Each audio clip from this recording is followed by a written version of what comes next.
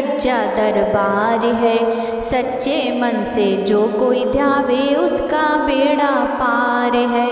आज मंगलवार है, महावीर का वार है, ये सच्चा दरबार है, सच्चे मन से जो कोई ध्यावे उसका बेड़ा पार है। चैत्र सुदी पूनम मंगल का जन्म वीर ने पाया है, लाल लकोट गदा हाथ में सर पर मुकुट सजाया है। शंकर का अवतार है, महावीर का वार है, सच्चे मन से जो कोई ध्यावे उसका बेड़ा पार है। ब्रह्मा जी के ब्रह्म ज्ञान का बल भी तुमने पाया है, राम काज शिव शंकर ने वानर का रूप धराया है। लीला परंपार है, महावीर का वार है, सच्चे मन से जो कोई ध्यावे उसका बेड़ा पार है। बालपन में महावीर ने हरदम ध्यान लगाया है, श्रम दिया ऋषियों ने तुमको ब्रह्म ध्यान लगाया है। राम रामाधार है, महावीर का वार है, सच्चे मन से जो कोई ध्यावे उसका बेड़ा पार है। राम जन्म हुआ अयोध्या में, कैसा नाच नचाया है, कहाँ राम ने लक्ष्मण से ये वानर मन को भाया है। राम चरण से प्यार है, महावीर का वार है, सच्चे मन से जो कोई ध्यावे उसका बेड़ा पार है। पंचवटी से माता को जब रावण लेकर आया है, लंका में जाकर तुमने माता का पता लगाया है। अक्षय को मारकर महावीर का वार है, सच्चे मन से जो कोई ध्यावे उसका बेड़ा पार है। मेघनाथ ने ब्रह्म पास में तुमको आन फंसाया है, ब्रह्म पास में फंस करके ब्रह्मा का मान बढ़ाया है। बजरंगी बाकी मार है, महावीर का वार है, सच्चे मन से जो कोई ध्यावे उसका बेड़ा पार है। लंका जलाई आपने जब रावण भी घबराया है, श्री राम लखन को आन कर माँ का संदेश सुनाया है। सीता शोक अपार है, महावीर का वार है, सच्चे मन से जो कोई ध्यावे उसका बेड़ा पार है। आज मंगलवार है, महावीर का वार है, ये सच्चा दरबार है, सच्चे मन से जो कोई ध्यावे उसका बेड़ा पार है। प्रेम से बोलिए श्री वीर बजरंगी हनुमान जी महाराज की जय। सभी भक्तों को सादर प्रणाम। आप सभी भक्तों का दिन शुभ एवं मंगलमय हो। भक्तों, आज पौष मास के दिन मंगलवार को आप श्रवण करेंगे राम भक्त हनुमान जी की कुछ पौराणिक कथाएं। मंगलवार की पूजा करने, व्रत करने, मंगलवार की कथा सुनने, आरती करने और प्रसाद भक्तों में बांटने से सब प्रकार की विपत्ति नष्ट होकर सुख मिलता है और जीवन पर्यंत पुत्र, पौत्र और धन आदि से युक्त होकर अंत में विष्णु लोक को जाता है और सभी प्रकार के ऋण से उऋण होकर धन लक्ष्मी की प्राप्ति होती है। स्त्री तथा कन्याओं को यह व्रत विशेष रूप से लाभप्रद है। उनके लिए पति का अखंड सुख, संपत्ति तथा आयु की प्राप्ति होती है और वे सदा सुहागिन रहती हैं, अर्थात कभी भी विधवा नहीं होती। स्त्रियों को मंगलवार के दिन पार्वती मंगल गौरी पूजन करके मंगलवार व्रत विधि अथवा मंगला गौरी व्रत की कथा सुननी चाहिए। यह कथा सर्व कल्याण को देने वाली होती है। व्यास जी ने कहा, एक बार नैमिषारण्य तीर्थ में 80,000 मुनि एकत्र होकर पुराणों के ज्ञाता श्री सूत जी से पूछने लगे, हे महामुने, आपने हमें अनेक पुराणों की कथाएं सुनाई हैं। अब कृपया करके हमें ऐसा व्रत और कथा बताएं जिसके करने से संतान की प्राप्ति हो तथा मनुष्यों को रोग, शोक, अग्नि, सर्व दुख आदि का भय दूर हो, क्योंकि कलयुग में सभी जीवों की आयु बहुत कम है। फिर इस पर उन्हें रोग चिंता के कष्ट लगे रहेंगे तो फिर वह श्री हरि के चरणों में अपना ध्यान कैसे लगा सकेंगे। श्री सूत जी बोले, हे मुनियों, आपने लोक कल्याण के लिए बहुत ही उत्तम बात पूछी है। एक बार युधिष्ठिर ने भगवान श्री कृष्ण से लोक कल्याण के लिए यही प्रश्न किया था। भगवान श्री कृष्ण और युधिष्ठिर का संवाद तुम्हारे सामने कहता हूँ, ध्यान देकर सुनो। एक समय पांडवों की सभा में श्री कृष्ण जी बैठे हुए थे। तब युधिष्ठिर ने भगवान श्री कृष्ण से प्रश्न किया, हे प्रभु नंद नंद गोविंद, आपने मेरे लिए अनेकों कथाएं सुनाई हैं। आज कृपा करके ऐसा व्रत या कथा सुनाएं जिसके करने से मनुष्य को रोग चिंता का भय समाप्त हो और उसको पुत्र की प्राप्ति हो। हे प्रभु, बिना पुत्र के जीवन व्यर्थ है। पुत्र के बिना मनुष्य नरकगामी होता है। पुत्र के बिना मनुष्य पितृ ऋण से छुटकारा नहीं पा सकता और न ही उसका पुन्नग नामक नरक से उद्धार हो सकता है। अतः पुत्रदायक व्रत बतलाएं। भगवान श्री कृष्ण बोले, हे राजन, मैं एक प्राचीन इतिहास सुनाता हूँ, आप उसे ध्यान पूर्वक सुनो। कुंडलपुर नामक एक नगर था। उसमें नंदा नामक एक ब्राह्मण रहता था। भगवान की कृपा से उसके पास सब कुछ था, फिर भी वह दुखी था। इसका कारण यह था कि ब्राह्मण की स्त्री सुनंदा के कोई संतान न थी। सुनंदा पतिव्रता थी, भक्ति पूर्वक श्री हनुमान जी की आराधना करती थी।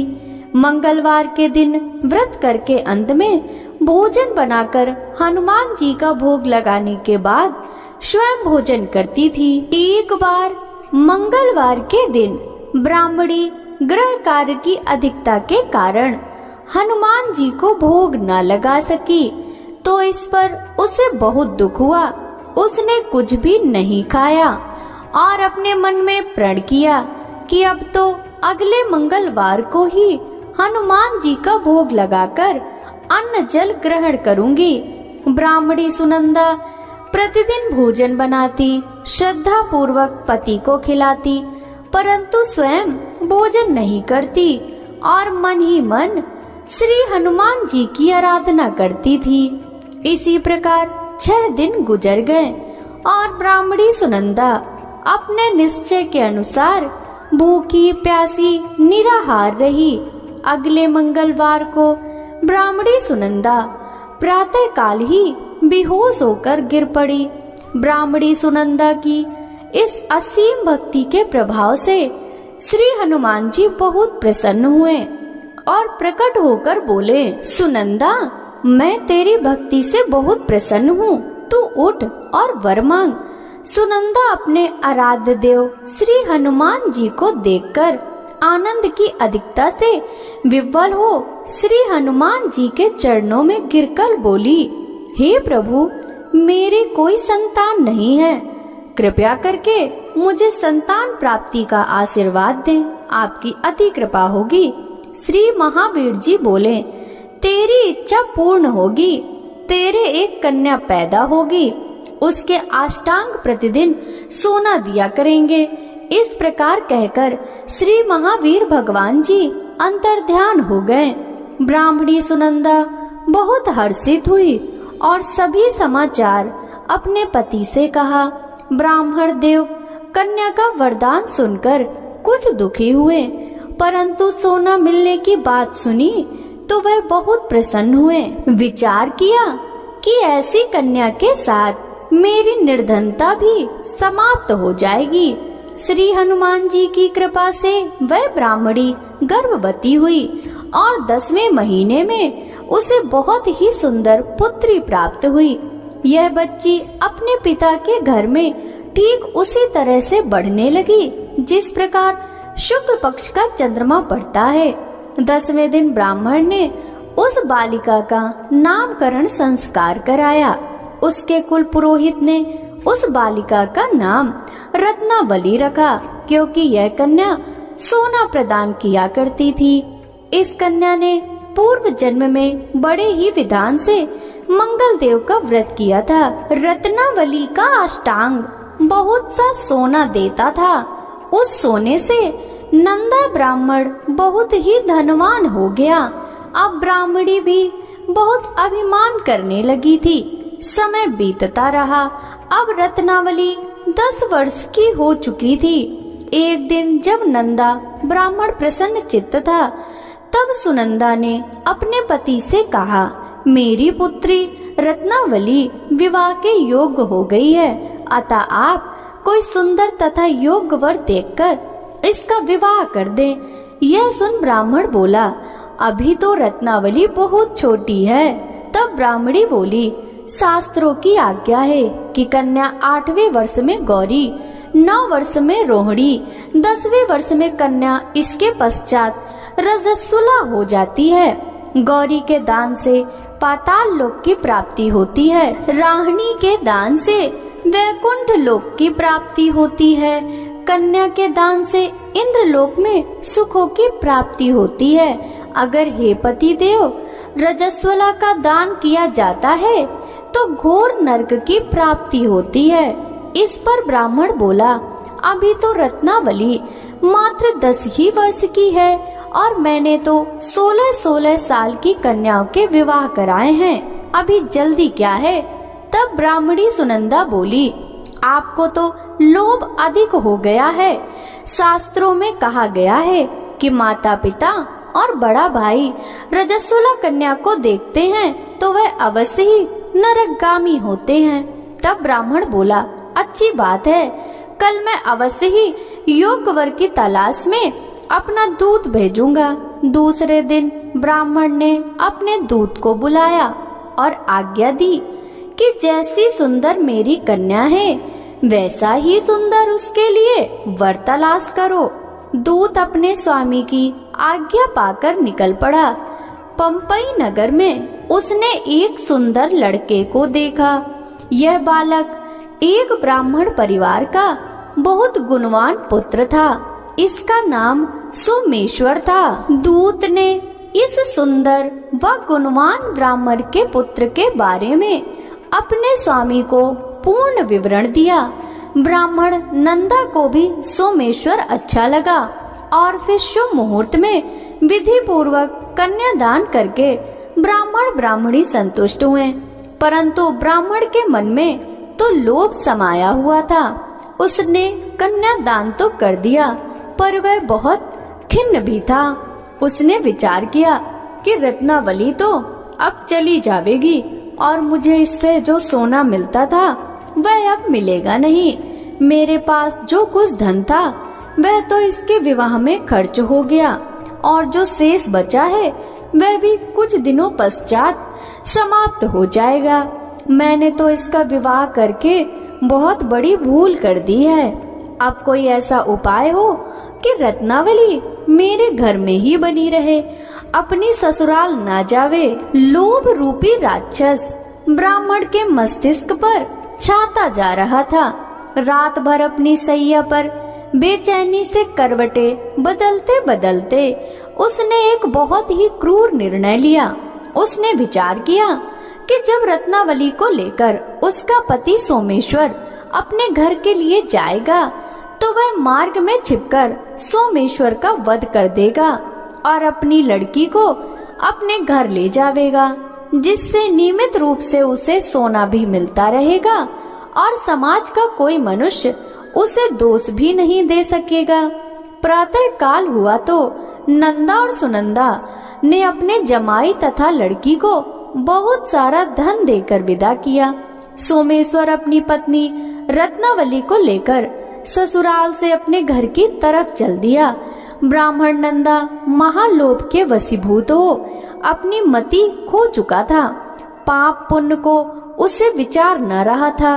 अपने भयानक व क्रूर निर्णय को कार्य रूप देने के लिए उसने अपने दूत को मार्ग में अपने जमाई का वध करने के लिए भेज दिया था, ताकि रत्नावली से प्राप्त होने वाला सोना उसे हमेशा मिलता रहे और वो कभी निर्धन ना हो।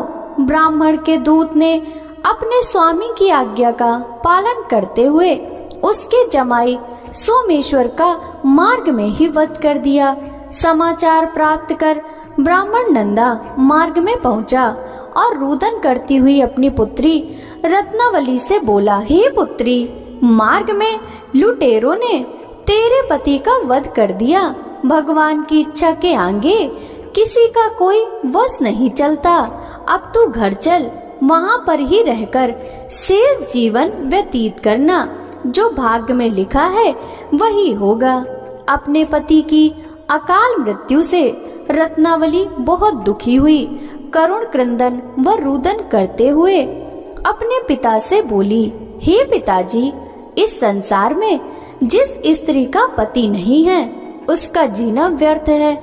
मैं अपने पति के साथ ही अपने शरीर को जला दूंगी और सती होकर अपने इस जन्म को, माता पिता के नाम को तथा सास ससुर के यश को सार्थक करूंगी। ब्राह्मण नंदा अपनी पुत्री रत्नावली के वचनों को सुनकर बहुत दुखी हुआ।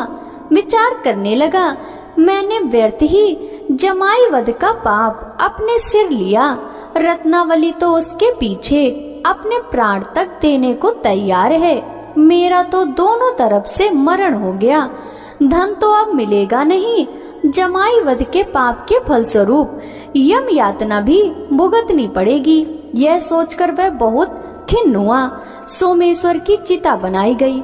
रत्नावली सती होने की इच्छा से अपने पति का सिर अपनी गोद में रखकर चिता में बैठ गई। जैसे ही सोमेश्वर की चिता को अग्नि लगाई गई, वैसे ही प्रसन्न हो मंगल देव महाप्रकट हुए और बोले, हे रत्नावली, मैं तेरी पति भक्ति से बहुत प्रसन्न हूँ, तू वर मांग। रत्नावली ने अपने पति का जीवन दान मांगा। तब मंगल देव बोले, रत्नावली, तेरा पति अजर अमर है, यह महाविद्वान भी होगा और इसके अतिरिक्त तेरी जो इच्छा हो वह वर मांग। तब रत्नावली बोली, हे ग्रहों के स्वामी, यदि आप मुझ पर प्रसन्न हैं तो मुझे यह वरदान दीजिए कि जो भी मनुष्य मंगलवार के दिन प्रातः काल लाल पुष्प लाल चंदन से पूजा करके आपका स्मरण करे, उसको रोग व्याधि ना हो, स्वजनों का कभी वियोग ना हो, सर्प अग्नि तथा शत्रुओं का भय न रहे। जो स्त्री मंगलवार का व्रत करे वह कभी विधवा ना हो। मंगल देव तथास्तु कहकर अंतर्ध्यान हो गए। सोमेश्वर मंगल देव की कृपा से जीवित हो उठा। रत्नावली पति को पुनः प्राप्त कर बहुत प्रसन्न हुई और मंगल देव का व्रत प्रत्येक मंगलवार को करके व्रतराज और मंगल देव की कृपा से इस लोक में सुख ऐश्वर्य को भोगते हुए अंत में अपने पति के साथ स्वर्ग लोक को गई। प्रेम से बोलिए हनुमान जी महाराज की जय। आप सुनिए मंगलवार व्रत की दूसरी कथा। मंगलवार व्रत की कथा इस प्रकार से है। ऋषि नगर में केशव दत्त ब्राह्मण अपनी पत्नी अंजलि के साथ रहता था। केशव दत्त के घर में धन संपत्ति की कोई कमी नहीं थी। नगर में सभी केशव दत्त का सम्मान करते थे, लेकिन केशव दत्त संतान नहीं होने से बहुत चिंतित रहता था।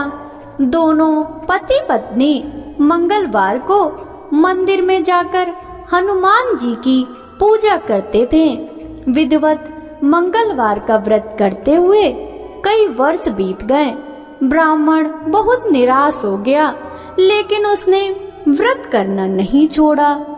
कुछ दिनों के बाद केशव दत्त हनुमान जी की पूजा करने के लिए जंगल में चला गया। उसकी पत्नी अंजलि घर में रहकर मंगलवार का व्रत करने लगी। दोनों पति पत्नी पुत्र प्राप्ति के लिए मंगलवार का विधिवत व्रत करने लगे।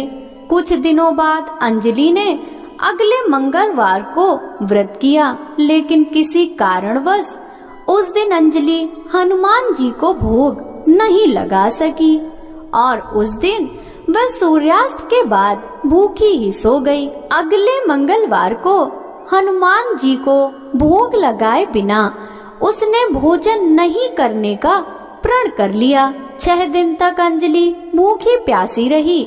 7वें दिन मंगलवार को अंजलि ने हनुमान जी की पूजा की, लेकिन तभी भूख प्यास के कारण अंजलि बेहोश हो गई। हनुमान जी ने उसे स्वप्न में दर्शन देते हुए कहा, उठो पुत्री, मैं तुम्हारी पूजा पाठ से बहुत प्रसन्न हूँ। तुम्हें सुंदर और सुयोग पुत्र होने का वर देता हूँ। यह कहकर हनुमान जी अंतर्ध्यान हो गए। तत्काल अंजलि ने उठकर हनुमान जी को भोग लगाया और स्वयं भोजन किया। हनुमान जी की अनुकंपा से अंजलि ने एक सुंदर शिशु को जन्म दिया। मंगलवार को जन्म लेने के कारण उस बच्चे का नाम मंगल प्रसाद रखा गया।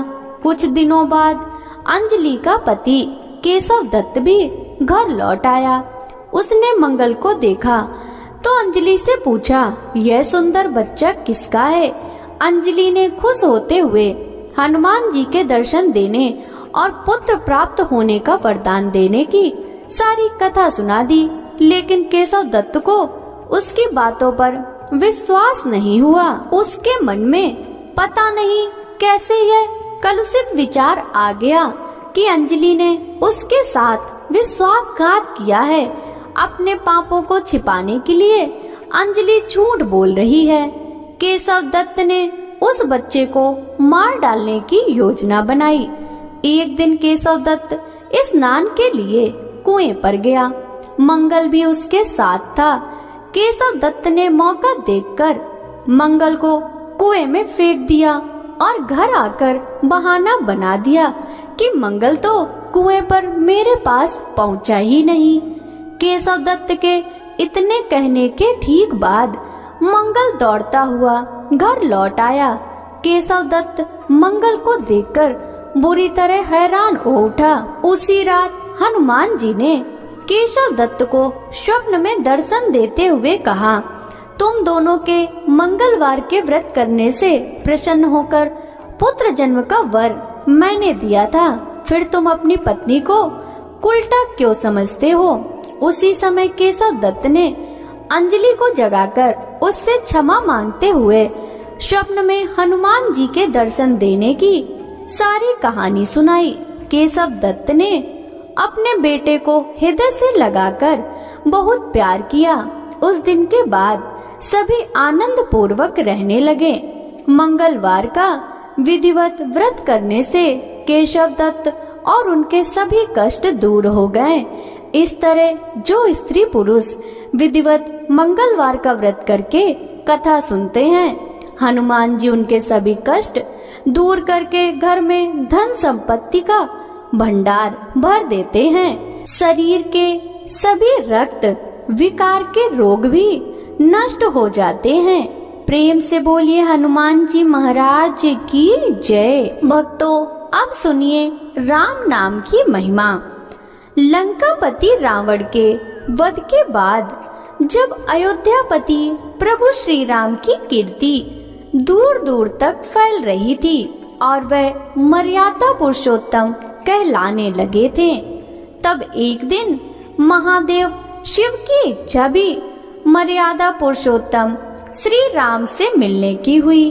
पार्वती जी को संग लेकर महादेव कैलाश पर्वत से उतरकर अयोध्या नगरी के रास्ते पर चल पड़े।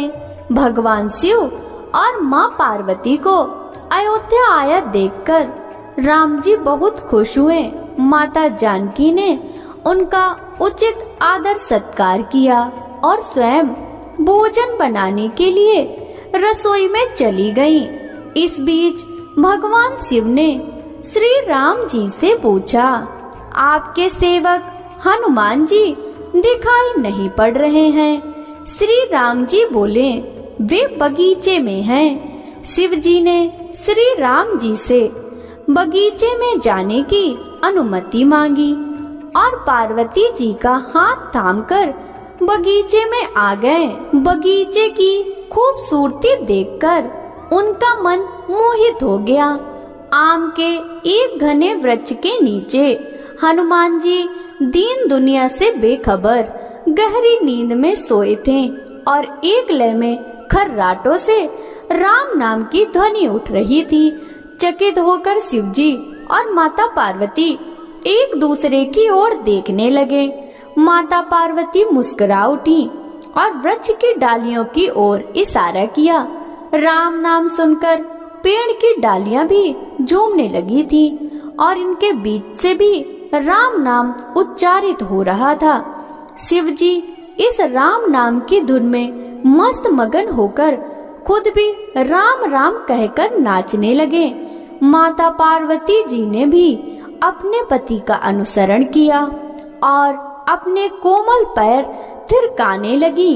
शिवजी और पार्वती जी के नृत्य से ऐसी झनकार उठी कि स्वर्ग लोक के देवता गण भी आकर्षित होकर बगीचे में आ गए और राम नाम की धुन में सभी मस्त हो गए। माता जानकी भोजन तैयार करके प्रतीक्षारत थी, परंतु संध्या गिरने तक भी अतिथि नहीं पधारे। तब अपने देवर लक्ष्मण जी को बगीचे में भेजा। लक्ष्मण जी तो स्वयं को श्री राम का सेवक ही मानते थे, अतः बगीचे में आकर जब उन्होंने धरती पर स्वर्ग का नजारा देखा तो खुद भी राम नाम की धुन में झूम उठे। महल में माता जानकी परेशान हो रही थी कि अभी तक भोजन ग्रहण करने को कोई भी आया क्यों नहीं। उन्होंने श्री राम जी से कहा, भोजन ठंडा हो रहा है, चलिए हम ही जाकर बगीचे में से सभी को ले आएं। जब राम जी बगीचे में गए तो वहाँ राम नाम की धूम मची हुई थी। हनुमान जी गहरी नींद में सोए हुए थे और उनके खर्राटों से अभी तक राम नाम निकल रहा था। श्री राम भाव विह्वल हो उठे। राम जी ने हनुमान जी को नींद से जगाया और प्रेम से उनकी तरफ निहारने लगे। हनुमान जी प्रभु को आया देख शीघ्रता से उठ खड़े हुए। नृत्य की सभा भंग हो गई। शिव जी खुले कंठ से हनुमान जी की राम भक्ति की सराहना करने लगे। हनुमान जी सकुचाए लेकिन मन ही मन खुश हो रहे थे कि सिया राम ने भोजन करने का आग्रह भगवान शिव जी से किया। सभी लोग महल में भोजन करने के लिए चल पड़े। माता जानकी भोजन परोसने लगी। हनुमान जी को भी श्री राम जी ने पंक्ति में बैठने का आदेश दिया। हनुमान जी बैठ तो गए, परंतु आदत ऐसी थी कि राम जी के भोजन करने के उपरांत ही सभी लोग भोजन करते थे। आज श्री राम जी के आदेश से पहले भोजन करना पड़ रहा था। माता जानकी हनुमान जी को भोजन परोसती जा रही थी, पर हनुमान जी का पेट ही नहीं भर रहा था। सीता जी कुछ समय तक तो उन्हें भोजन परोसती रही, फिर समझ गई कि इस तरह से तो हनुमान जी का पेट नहीं भरेगा। उन्होंने तुलसी के एक पत्ते पर राम नाम लिखा और भोजन के साथ हनुमान जी को परोस दिया। तुलसी पत्र खाते ही हनुमान जी को संतुष्टि मिली और वह भोजन खाकर उठ खड़े हुए। भगवान शिव शंकर ने प्रसन्न होकर हनुमान जी को आशीर्वाद दिया कि आपकी श्री राम भक्ति युगों युगों तक याद की जाएगी और आप संकट मोचन कहलाएंगे। भक्तों, अब सुनिए राम नाम महिमा की दूसरी कथा। महादेव जी को एक बार बिना कारण के ही किसी को प्रणाम करते देखकर माता पार्वती ने पूछा, आप किसको प्रणाम करते रहते हैं? शिव जी ने अपनी धर्म पत्नी पार्वती जी से कहा, देवी, जो व्यक्ति एक बार राम कहता है उसे मैं 3 बार प्रणाम करता हूँ। इसके बाद पार्वती जी ने शिव जी से पूछा, आप शमशान में क्यों जाते हैं और ये चिता की भस्म शरीर पर क्यों लगाते हैं? उसी समय शिव जी पार्वती जी को शमशान ले गए। वहाँ एक शव अंतिम संस्कार के लिए लाया गया। लोग राम नाम सत्य कहते हुए शव को ला रहे थे। शिव जी ने कहा कि देखो पार्वती, इस शमशान की ओर जब लोग आते हैं तो राम नाम का स्मरण करते हुए आते हैं। इस शव के निमित्त से कई लोगों के मुख से मेरा अति प्रिय दिव्य राम नाम निकलता है। उसी को सुनने में शमशान में चला आता हूँ और इतने लोगों के मुख से राम नाम का जप करवाने में निमित्त बनने वाले इस शव का मैं सम्मान करता हूँ, इसे प्रणाम करता हूँ और अग्नि में जलने के बाद उसके भस्म को अपने शरीर पर लगा लेता हूँ। राम नाम बुलवाने वालों के प्रति मुझे इतना प्रेम है। एक बार शिव जी कैलाश पर्वत पहुँचे और पार्वती जी से भोजन मांगा। पार्वती जी विष्णु सहस्त्र नाम का पाठ कर रही थी। पार्वती जी ने कहा, अभी पाठ पूरा नहीं हुआ, कृपया थोड़ी देर प्रतीक्षा कीजिए। शिव जी ने कहा कि इसमें तो समय और श्रम दोनों लगेंगे। संत लोग जिस तरह से सहस्त्र नाम को छोटा कर लेते हैं और नित्य जपते हैं, वैसा उपाय कर लो। पार्वती जी ने पूछा, वो उपाय कैसे करते हैं? मैं भी जानना चाहती हूँ। शिव जी ने बताया, केवल एक बार राम कह लो, तुम्हें सहस्त्र नाम भगवान के 1000 नाम लेने का फल मिल जाएगा। एक राम नाम दिव्य हजारों नाम के समान है। पार्वती जी ने वैसा ही किया। प्रयास पूर्वक स्वयं भी राम नाम जपते रहना चाहिए और दूसरों को भी प्रेरित करके राम नाम जपवाना चाहिए। इससे अपना और दूसरों का तुरंत कल्याण हो जाता है। यही सबसे सुलभ और अचूक उपाय है। भगवान शिव कहते हैं, श्री राम राम रामेति रमे रामे मनोरमे सहस्त्र नाम तत्तुल्यम राम नाम वरानने। यह राम नाम सभी आपदाओं को हरने वाला, सभी संपदाओं को देने वाला दाता है, सारे संसार को शांति प्रदान करने वाला है।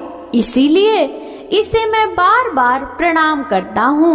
भवसागर के सभी समस्याओं और दुख के बीजों को भूंज के रख देने वाला, समूल नष्ट कर देने वाला, सुख संपत्तियों को अर्जित करने वाला, यमदूतों को खदेड़ने वाला केवल राम नाम का जप है। इसीलिए हमारे देश में प्रणाम राम राम कहकर किया जाता है।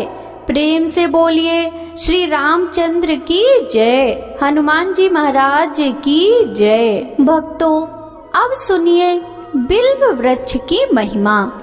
नारद जी ने एक बार भोलेनाथ की स्तुति कर पूछा, प्रभु आपको प्रसन्न करने के लिए सबसे उत्तम और सुलभ साधन क्या है? हे त्रिलोकीनाथ, आप तो निर्विकार और निष्काम हैं। आप सहज ही प्रसन्न हो जाते हैं। फिर भी मेरी जानने की इच्छा है कि आपको क्या प्रिय है? शिव जी बोले, नारद जी, वैसे तो मुझे भक्त के भाव सबसे प्रिय हैं। फिर भी आपने पूछा है तो बताता हूँ।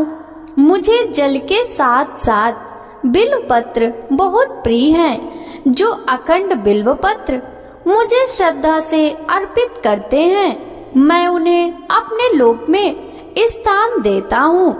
नारद जी भगवान शंकर और माता पार्वती की वंदना कर अपने लोक को चले गए। उनके जाने के पश्चात पार्वती जी ने शिव जी से पूछा, हे प्रभु, मेरी यह जानने की बड़ी उत्कृष्ट इच्छा हो रही है कि आपको बेलपत्र इतने प्रिय क्यों हैं?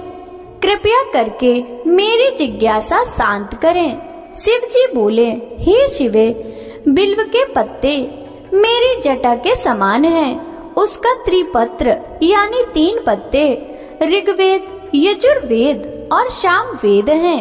शाखाएं समस्त शास्त्र का रूप हैं। बिल्व वृक्ष को आप पृथ्वी का कल्प वृक्ष समझे, जो ब्रह्मा विष्णु शिव स्वरूप हैं। हे पार्वती, स्वयं महालक्ष्मी ने शैल पर्वत पर बिल्व वृक्ष रूप में जन्म लिया था। इस कारण भी बेल का वृक्ष मेरे लिए अति प्रिय है। महालक्ष्मी ने बिल्व का रूप धरा। यह सुनकर पार्वती जी कौतूहल में पड़ गईं। पार्वती जी कौतूहल से उपजी जिज्ञासा को रोक न पाई। उन्होंने पूछा, देवी लक्ष्मी ने आखिर बिल्व वृक्ष का रूप क्यों लिया? आप यह कथा विस्तार से कहें। भोलेनाथ ने देवी पार्वती को कथा सुनानी शुरू की। हे देवी, सत्ययुग में ज्योति रूप मेरे अंश का रामेश्वर लिंग था। ब्रह्मा आदि देवों ने उसका विधिवत पूजन अर्चन किया था। इसका परिणाम यह हुआ कि मेरे अनुग्रह से वाणी देवी सबकी प्रिया हो गई। वह भगवान विष्णु को सतत प्रिय हो गई। मेरे प्रभाव से भगवान केशव के मन में वाग देवी के लिए जितनी प्रीति उपजी हुई, वह स्वयं लक्ष्मी को नहीं भाई। लक्ष्मी देवी का श्री हरि के प्रति मन में कुछ दुराव पैदा हो गया। वह चिंतित और रुष्ट होकर चुपचाप परम उत्तम श्री शैल पर्वत पर चली गईं। वहां उन्होंने तप करने का निर्णय किया और उत्तम स्थान का चयन करने लगी।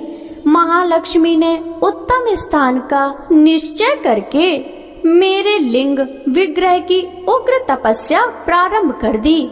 उनकी तपस्या कठोरतम होती जा रही थी। हे परमेश्वरी, कुछ समय बाद महालक्ष्मी जी ने मेरे लिंग विग्रह से थोड़ा ऊर्ध्व में एक वृक्ष का रूप धारण कर लिया। अपने पत्तों और पुष्पों द्वारा निरंतर मेरा पूजन करने लगी। इस तरह महालक्ष्मी ने 1 करोड़ वर्ष तक घोर आराधना की।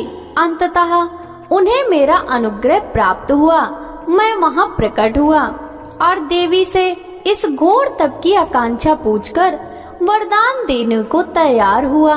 महालक्ष्मी ने मांगा कि श्री हरि के हृदय में मेरे प्रभाव से वाग देवी के लिए जो स्नेह हुआ है वह समाप्त हो जाए। शिव जी बोले, मैंने महालक्ष्मी को समझाया कि श्री हरि के हृदय में आपके अतिरिक्त किसी और के लिए कोई प्रेम नहीं है।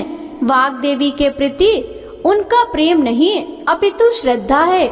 यह सुनकर लक्ष्मी जी प्रसन्न हो गईं और पुनः श्री विष्णु के हृदय में स्थित होकर निरंतर उनके साथ विहार करने लगी। हे पार्वती, महालक्ष्मी के हृदय का एक बड़ा विकार इस प्रकार दूर हुआ था। इस कारण हरि प्रिया उसी वृक्ष रूप में सर्वदा अतिशय भक्ति से भरकर यत्न पूर्वक मेरी पूजा करने लगी। हे पार्वती, इसी कारण बिल्व का वृक्ष, उसके पत्ते, फल फूल आदि मुझे बहुत प्रिय हैं। मैं निर्जन स्थान में बिल्व वृक्ष का आश्रय लेकर रहता हूँ। बिल्व वृक्ष को सदा सर्व तीर्थमय एवं सर्वदेवमय मानना चाहिए। इसमें तनिक भी संदेह नहीं है। बिल्व पत्र, बिल्व फूल, बिल्व वृक्ष अथवा बिल्व काष्ठ के चंदन से जो मेरा पूजन करता है वह भक्त मेरा प्रिय है। बिल्व वृक्ष को शिव के समान ही समझो। वह मेरा शरीर है जो बिल्व पर चंदन से मेरा नाम अंकित करके मुझे अर्पण करता है। मैं उसे सभी पापों से मुक्त करके अपने लोक में स्थान देता हूँ। हे देवी, उस व्यक्ति को स्वयं लक्ष्मी जी भी नमस्कार करती हैं जो बिल्व से मेरा पूजन करते हैं। जो बिल्व मूल में प्राण छोड़ता है उसको रुद्र देह प्राप्त होता है। मेरी पूजा के लिए बेल के उत्तम पत्तों का ही प्रयोग करना चाहिए। प्रेम से बोलिए भगवान शंकर की जय हो, माता लक्ष्मी की जय हो, माता पार्वती की जय। अब सुनिए मंगला गौरी व्रत कथा। ईश्वर बोले, हे सनत कुमार, पूर्व काल में कुरु देश में श्रुत कीर्ति नामक एक विद्वान, कीर्तिशाली, शत्रुओं का नाश करने वाला, 64 कलाओं का ज्ञाता तथा धनुर्विद्या में कुशल राजा हुए थे। पुत्र के अतिरिक्त अन्य सभी शुभ चीजें उस राजा के पास थी। अतः वह राजा संतान के विषय में अत्यंत चिंतित हुआ और जब ध्यान पूर्वक देवी की आराधना करने लगा तब उसकी कठोर तपस्या से देवी प्रसन्न हो गई और उससे यह वचन बोली, हे सुव्रत, वर मांगो। श्रुत कीर्ति बोला, हे देवी, यदि आप मुझ पर प्रसन्न हैं तो मुझे सुंदर पुत्र दीजिए। हे देवी, आपकी कृपा से अन्य किसी भी वस्तु का अभाव नहीं है। उसका यह वचन सुनकर पवित्र मुस्कान वाली देवी ने कहा, हे राजन, तुमने अत्यंत दुर्लभ वर मांगा है, फिर भी कृपावश मैं तुम्हें अवश्य दूंगी। किंतु हे राजेंद्र, सुनिए, यदि परम गुणी पुत्र चाहते हो तो वह केवल 16 वर्ष तक जीवित रहेगा, और यदि रूप तथा विद्या से विहीन पुत्र चाहते हो तो दीर्घजीवी होगा। देवी का यह वचन सुनकर राजा चिंतित हो उठा और पुनः अपनी पत्नी से परामर्श कर उसने गुणवान तथा सभी शुभ लक्षणों से संपन्न 16 वर्ष की आयु वाला पुत्र मांगा। तब देवी ने भक्ति संपन्न राजा से कहा, हे नृपनंदन, मेरे मंदिर के द्वार पर आम का वृक्ष है, उसका एक फल लाकर मेरी आज्ञा से अपनी भार्या को उसे भक्षण करने हेतु प्रदान करो, जिससे वह शीघ्र ही गर्भ धारण करेगी, इसमें संदेह नहीं है। प्रसन्न होकर राजा ने वैसा ही किया और उसकी पत्नी ने गर्भ धारण कर लिया। 10वें महीने में उसने देवतुल्य सुंदर पुत्र को जन्म दिया। तब हर्ष तथा शोक से युक्त राजा ने बालक का जात कर्म आदि संस्कार किया और शिव का स्मरण करते हुए नाम चिरायु रखा। इसके बाद पुत्र के 16 वर्ष के होने पर पत्नी सहित राजा चिंता में पड़ गए और वे विचार करने लगे कि यह पुत्र बड़े कष्ट से प्राप्त हुआ है और मैं इसकी दुखद मृत्यु अपने ही सामने कैसे देखूंगा। ऐसा विचार करके राजा ने पुत्र को उसके मामा के साथ काशी भेज दिया। प्रस्थान के समय राजा की पत्नी ने अपने भाई से कहा कि कार्पटिक का वेश धारण करके आप मेरे पुत्र को काशी ले जाइए। मैंने भगवान मृत्युंजय से पूर्व में ही पुत्र के लिए प्रार्थना की थी और कहा था कि हे विश्वेश, आप जगतपति की यात्रा के लिए मैं उस पुत्र को अवश्य भेजूंगी, अतः आप मेरे पुत्र को आज ही ले जाइए और सावधानी पूर्वक इसकी रक्षा कीजिएगा। अपनी बहन की यह बात सुनकर भांजे के साथ वह चल पड़ा। कई दिनों तक चलते चलते वह आनंद नामक नगर में पहुंचा। वहाँ सभी प्रकार की समृद्धियों से संपन्न वीरसेन नाम वाला राजा रहता था। उस राजा की एक सर्वलक्षण संपन्न युवावस्था प्राप्त मनोहर तथा रूप लावण्यमयी मंगला गौरी नामक कन्या थी। सभी उपमानों को तुच्छ कर के सौंदर्य अभिवृत्ति को प्राप्त कर वह कन्या किसी समय सखियों के साथ नगर के उपवन में क्रीड़ा करने के लिए गई हुई थी। उसी समय वह चिरायु तथा उसका मामा वे दोनों भी वहां पहुंच गए और उन कन्याओं को देखने की लालसा से वहीं विश्राम करने लगे। इसी बीच विनोद पूर्वक क्रीड़ा करती हुई उन कन्याओं में से किसी ने कुपित होकर राजकुमारी को रांडा यह कुवचन कह दिया।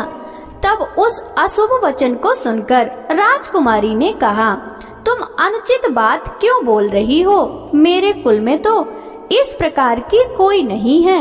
मंगला गौरी की कृपा से तथा उनके व्रत के प्रभाव से विवाह के समय जिसके सर पर मेरे हाथ से अक्षत पड़ेंगे, हे सखी, वह यदि अल्प आयु वाला होगा तो भी चिरंजीवी हो जाएगा। इसके बाद वह सभी कन्याएं अपने अपने घर को चली गईं। उसी दिन राजकुमारी का विवाह था। बाहलिक देश के दृढ़धर्मा नामक राजा के सुकेतु नाम वाले पुत्र के साथ उसका विवाह निश्चित किया गया था। वह सुकेतु विद्याहीन, कुरूप तथा बहरा था। तब सुकेतु के साथ आए हुए उन लोगों ने विचार किया कि इस समय कोई दूसरा श्रेष्ठ वर ले जाना चाहिए और विवाह संपन्न हो जाने के बाद वहां सुकेतु पहुंच जाए। उन लोगों ने चिरायु के मामा के पास जाकर याचना की कि आप इस समय यह बालक हमको दे दीजिए, जिससे हमारा यह कार्य सिद्ध हो जाए। इस पृथ्वी पर परोपकार के समान दूसरा कोई धर्म नहीं है। उनकी बात सुनकर चिरायु का मामा मन ही मन बहुत प्रसन्न हुआ, क्योंकि इसने उपवन में पहले ही कन्या मंगला गौरी की बात सुन ली थी। फिर भी उसने एक बार कहा कि आप लोग इसे किस लिए मांग रहे हैं? कार्य की सिद्धि हेतु वस्त्र, अलंकार आदि मांगे जाते हैं, वर तो कहीं भी नहीं मांगा जाता। तथापि आप लोगों का सम्मान रखने के लिए इसे मैं दे रहा हूँ। इसके बाद चिरायु को वहां ले जाकर उन लोगों ने विवाह संपन्न कराया। सप्तपदी आदि के हो जाने पर रात्रि में शिव पार्वती की प्रतिमा के समक्ष चिरायु ने हर्ष युक्त होकर मंगला गौरी के साथ शयन किया। उसी दिन चिरायु के 16 वर्ष पूर्ण हो चुके थे और अर्धरात्रि में साक्षात काल सर्प रूप में वहां आ गया। इसी बीच संयोगवश राजकुमारी जाग गई। उसने उस महासर्प को वहां देखा और वह भय से व्याकुल होकर कांपने लगी। तभी उस कन्या ने धैर्य धारण कर 16 उपचारों से सर्प की पूजा की और पीने के लिए उसे दूध दिया। उसने दीनता भरी वाणी में उस सर्प से प्रार्थना तथा स्तुति की। मंगला गौरी प्रार्थना करने लगी कि मैं उत्तम व्रत को करूंगी जिससे मेरे पति जीवित रहें। ये जिस तरह से चिरकाल तक जीवित रहें, आप वैसा कीजिए। इतने में सर्प वहां स्थित एक कमंडलू में प्रवेश कर गया और उस मंगला गौरी ने अपनी कंचुकी से उस कमंडलू का मुंह बांध दिया। इसी बीच उसका पति अंगड़ाई लेकर जाग गया और अपनी पत्नी से बोला, हे प्रिय, मुझे भूख लगी है। तब वह अपनी माता के पास जाकर खीर, लड्डू आदि ले आई और उसके द्वारा दिए गए भोज्य पदार्थ को उसने प्रसन्न मन होकर खाया। भोजन के पश्चात हाथ धोते समय उसके हाथ से अंगूठी गिर पड़ी। तांबूल खाकर वह पुनः सो गया। इसके बाद मंगला गौरी कमंडलू को फेंकने के लिए जाने लगी। विधि की कैसी गति है कि उस कमंडलू में से बाहर की ओर जगमग करती हुई हार कांति को देखकर वह आश्चर्यचकित हो गई। घट में स्थित उस हार को उसने अपने कंठ में धारण कर लिया। इसके बाद कुछ रात शेष रहते ही चिरायु का मामा आकर उसे ले गया। इसके बाद वर पक्ष के लोग सुकेतु को वहां ले आए। उसे देख मंगला गौरी ने कहा कि यह मेरा पति नहीं है। तब उन सभी ने उससे कहा, हे सुबह, तुम यह क्या बोल रही हो? यहाँ तुम्हारा कोई परिचायक हो तो उसे हम लोगों को बताओ। मंगला गौरी बोली, जिसने रात्रि में 9 रत्नों से बनी अंगूठी दी है, उसकी अंगुली में इसे डालकर परिचायक निशानी देख ले। मेरे पति ने रात्रि में मुझे जो हार दिया था उसके रत्नों का समुदाय कैसा है, इस बात को यह बताए। यह तो कोई अन्न ही है। इसके अतिरिक्त रात्रि में आम सींचते समय उनका पैर कुमकुम से लिप्त हो गया था। अब वह मेरी जांघ पर अब भी विद्यमान है, उसे आप लोग शीघ्र ही देख लें। साथ ही रात में परस्पर भाषण तथा भोजन आदि जो कुछ किया गया था उसे भी यह बता दे, तब यह निश्चय ही मेरा पति है। इस प्रकार उसका वचन सुनकर सभी ठीक है कहने लगे, किंतु जब एक भी बात न मिली तब सभी ने सुकेतु को उसका पति होने से निषिद्ध कर दिया और वर पक्ष वाले जिस तरह से आए थे उसी तरह से चले गए। उसके बाद अपने वंश को बढ़ाने वाले महान यश से संपन्न तथा परम मनस्वी मंगला गौरी के पिता ने अन्न पान आदि का सत्र चलाया। उन्होंने वर पक्ष का वृतांत कानो कान सुन लिया कि स्वरूप से कुरूप होने के कारण लोगों के द्वारा किसी अन्न को वर के रूप में आदर पूर्वक लाया गया था। तब उन्होंने अपनी कन्या को पर्दे के भीतर बिठा दिया। उसके बाद 1 वर्ष बीतने पर यात्रा करके चिरायु अपने मामा के साथ यह देखने आया कि विवाह के बाद वहाँ क्या हुआ।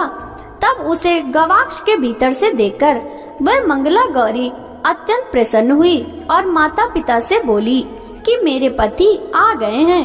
राजा ने अपने सुहृद जनों को बुलवाकर पूर्व में कहे गए सभी परिचायकों को निशानी को देखकर मंद मुस्कान वाली अपनी कन्या चिरायु को सौंप दी। राजा ने शिष्ट जनों को साथ लेकर विवाह का उत्सव कराया। इसके बाद राजा वीरसेन ने वस्त्र आभूषण आदि सेना घोड़े रथ और अन्न बहुत सी सामग्रियां देकर उन्हें विदा किया। उसके बाद कुल को आनंदित करने वाला वह चिरायु पत्नी तथा मामा को साथ लेकर सेना के साथ अपने नगर पहुंचा। लोगों के मुख से उसे आया हुआ सुनकर उसके माता पिता को विश्वास नहीं हुआ। उन्होंने सोचा कि प्रारब्ध अन्यथा कैसे हो सकता है। इतने में वह अपने माता पिता के पास आ गया और स्नेह से परिपूर्ण वह चिरायु भक्ति पूर्वक उनके चरणों में गिर पड़ा। तब अपने पुत्र का मस्तक सूंघकर उन दोनों ने परम आनंद प्राप्त किया। पुत्र वधू मंगला गौरी ने भी सास ससुर को प्रणाम किया। तब सास उसे अपनी गोद में बिठाकर सारा वृतांत शीघ्रता पूर्वक पूछने लगी। हे महामुने, तब पुत्र वधू ने भी मंगला गौरी के उत्तम व्रत महात्म तथा जो कुछ घटित हुआ था वह सब वृतांत बताया। हे सनत कुमार, मैंने आपसे इस मंगला गौरी व्रत का वर्णन कर दिया। जो कोई भी इसका श्रवण करता है अथवा इसे कहता है उसके सभी मनोरथ पूर्ण हो जाते हैं, इसमें संदेह नहीं है। सूत जी बोले, हे ऋषियों, इस प्रकार शिव जी ने सनत कुमार को यह मंगला गौरी व्रत बताया और उन्होंने सभी कार्यों को पूर्ण करने वाले इस व्रत को सुनकर महान आनंद प्राप्त किया। भक्तों, ये थी मंगला गौरी व्रत की कथा।